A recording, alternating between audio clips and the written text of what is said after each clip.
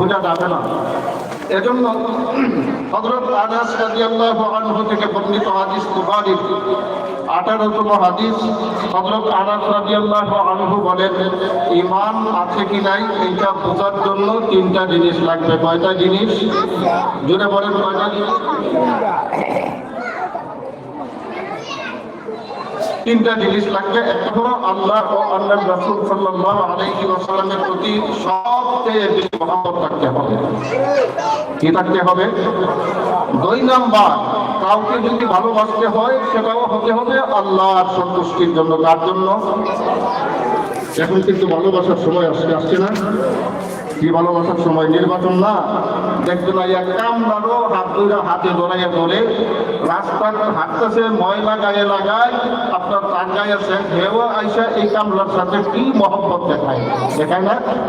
নির্বাচনের পরে কে খোঁজ নেয়? এই মহব্বত না, যেগুলো মহব্বত হতে হবে কিসের জন্য? একমাত্র আল্লাহ রাব্বুল আলামিনের সন্তুষ্টির জন্য। যদি এমন কিছু হয় তাহলে বোঝা গেল আপনার মধ্যে ঈমান আছে। আর পক্ষান্তরে আরেকটা হলো, কাউকে যদি ঘৃণাও করতে হয় একমাত্র আল্লাহ রাব্বুল আলামিন